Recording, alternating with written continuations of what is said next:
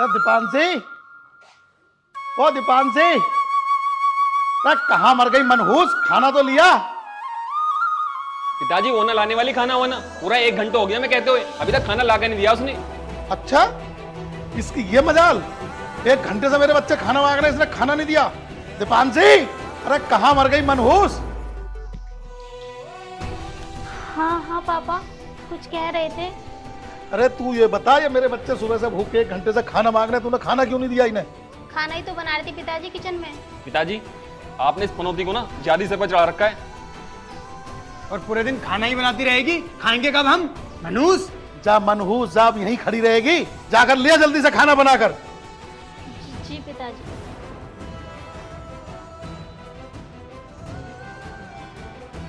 जब सब पैदा हुई है तब से इसने दिमाग खराब कर रखा। सारे घर का नाश हो गया जब से इसके पैर पड़े इस घर में। पिताजी, थोड़ा खाना मेरे लिए भी छोड़ देना, क्योंकि मैं सारा खाना ले आई थी। तो मुझे खा ले, भुक्कड़ कहेंगी। सारा दिन खाना खाना खाना खाना। जब पैदा होते ही अपने माँ को खा गई, तब भी पेट में भरा तेरा।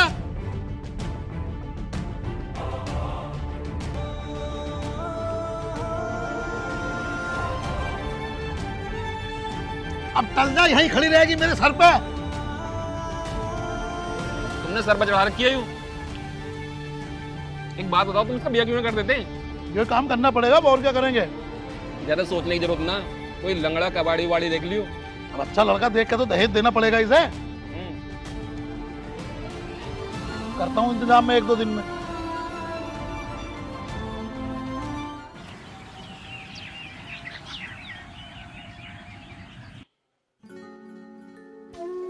अच्छा पिताजी, चल रहे हैं फिर हम स्कूल में ना?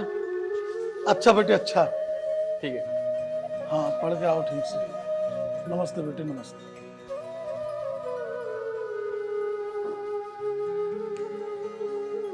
पिताजी, मुझे भी स्कूल जाना है, मुझे भी भाइयों की तरह पढ़ना है। अरे पढ़ाई करके क्या करेगी तू? झोंकना तो तुझे चूल्हा ही है। बड़ी आई पढ़ने वाली। चल घर का काम देख ले कुछ। मास्टरनी बनेगी, मास्टरनी।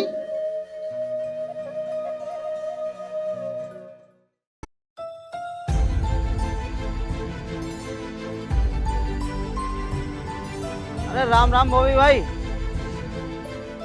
राम राम राम राम। सैनी साहब, कैसे हाल है? अरे मैं यूं कहना आया हूँ तुम्हारे घर, तुम्हारे दोनों लड़कों ने नुकसान कर दिया हमारा खेत पे बहुत ज्यादा है। अरे तुम समझा लियो, वरना फिर मैं समझा दूंगा किसी दिन। अरे यार सैनी साहब, बात क्या होगी? बात तो बताओ कम से कम। अरे करते क्या, मेरे सारे टमाटरों का नुकसान करिया है और उसमें कबड्डी खेली है 4-5 लड़कों को ले जाके। अरे भाई सैनी साहब, नाराज क्यों हो रहे हो? जो तुम्हारा टमाटरों का नुकसान होया उसे मैं भर दूंगा भाई, मैं दे दूंगा पैसे। अरे अब तो मैंने बर्दाश्त कर ली, लेकिन आगे को बर्दाश्त न करने को हूँ मैं। ना तो लोंडे सुधर रहे, ना लोंडिया का ब्याह हो रहा। यार ये सैनी भी ताना मार गया मुझे जो है। अब शादी करनी पड़ेगी मुझे इसकी लड़की।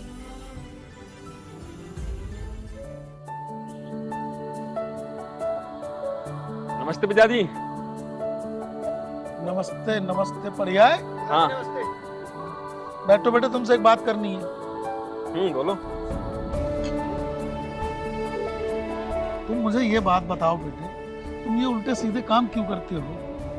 तुम मेरे प्यार का नाजायज फायदा क्यों उठा रहे हो? प्यार का नाजायज फायदा? पिताजी जरूर इस मनहूस ने कान भरे होंगे ना तुम्हारे। नहीं भैया, इसमें मेरी कोई गलती नहीं है। तुझसे पूछा मैंने? चल जा यहाँ से, अपना काम कर कुछ। पिताजी मैंने आपसे कल भी कहा था और आज भी कह रहा हूँ, इसकी शादी क्यों नहीं कर देते आप? मैं कहाँ करूँ शादी इतनी जल्दी? अब तू ही बता बेटे, कोई हो तेरी निगाह में तो। पिताजी मैं आपसे बार बार कह रहा हूँ, ये मत सोचो कि इसकी शादी किसी अमीर घर के लड़के से करनी है। जैसा भी मिला है लंगड़ा लूला, इसकी शादी कर दो। और पिताजी एक बात और, मैं और सौरभ कल बाजार गए थे, तो वहाँ पर एक लड़का अचार बेच रहा था, उसके साइड में उसके पिताजी बैठे थे। तो उनसे मेरी बात हुई थी, तो वो बोल रहे थे कि इसकी शादी वादी करेंगे हम, कोई लड़की हो तो बताइए। तो पिताजी मैं ये कह रहा हूँ कि हमें दहेज देना भी नहीं पड़ेगा, तो उसकी शादी इससे करा दो ना।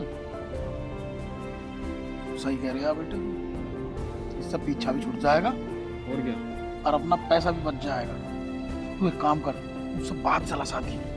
सही कह रहे हो पिताजी। सौरभ तू बैग रख और मैं आ रहा हूँ। ठीक है पिताजी, बाजार जा रहा हूँ मैं। ठीक है बेटा, रुक जा।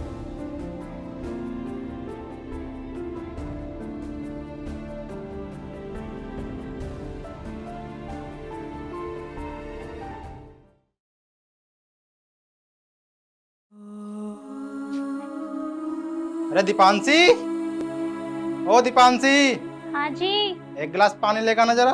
आ रही हूँ।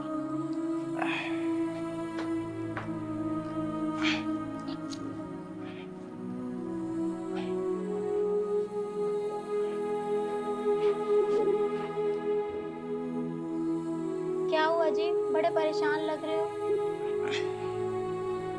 परेशान होने की तो बात ही है। एक तो हमारा अचार नहीं बिक रहा और ऊपर से अपने घर की स्थिति बहुत बेकार है।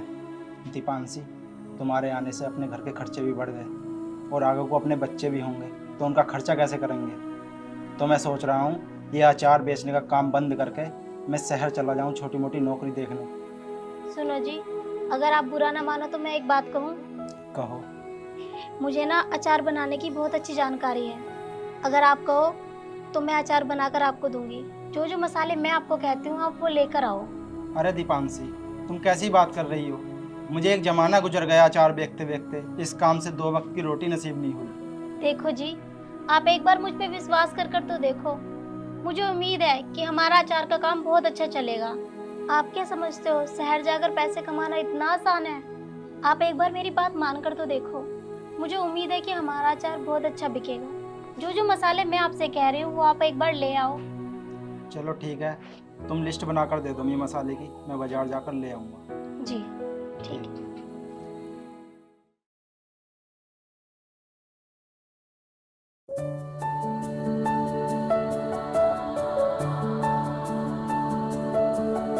दीपांशी, सच में तुम्हारे हाथों में जादू है। तुम्हारे हाथ के बने हुए अचार ने हमें कहां से कहां पहुंचा दिया और आज हमारे पास सब कुछ है।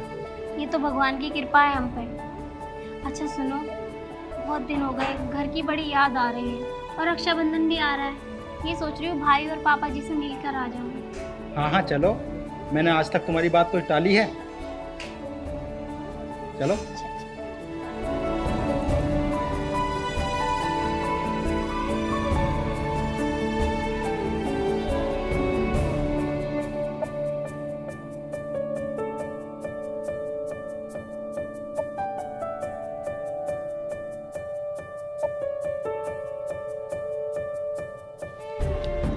क्या हुआ पिताजी? नमस्ते पिताजी। नमस्ते बेटा।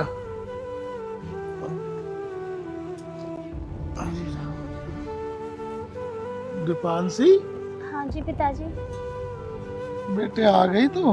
हाँ जी पिताजी, मैं तो आ गई। पर आपने ये क्या हालत बना रखी है अपनी? और भाई, भाई दिखाई नहीं दे रहे। भाई कहाँ है? बेटे, ये सब मेरे कर्मों का फल है। मैंने तेरे साथ बहुत गलत व्यवहार किया था ना। देख, आज ईश्वर ने मेरे साथ भी ऐसा ही कर दिया।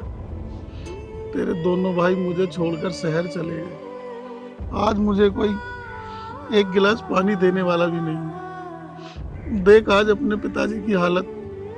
ये इतना बड़ा मकान है बेटे, घर में सब कुछ है, लेकिन मैं अकेला हूँ। अरे पिताजी, अगर भैया चले गए तो क्या हुआ? आप मेरे साथ मेरे घर रहना, मैं तो हूँ। दीपांशी बेटे, मैं किस मुंह से तेरे घर जाऊंगा? मैं कैसे मान लूं इस चीज को? बेटे मैंने तेरे साथ बहुत अत्याचार किए, बहुत गलत किया है। मैं तेरी सेवा का हकदार नहीं हूँ। मैं नहीं हूँ बेटा इस लायक। हाँ पिताजी, दीपांशी ठीक कह रही है, आप हमारे साथ चलो। चलिए ना पिताजी, आपको मेरी कसम,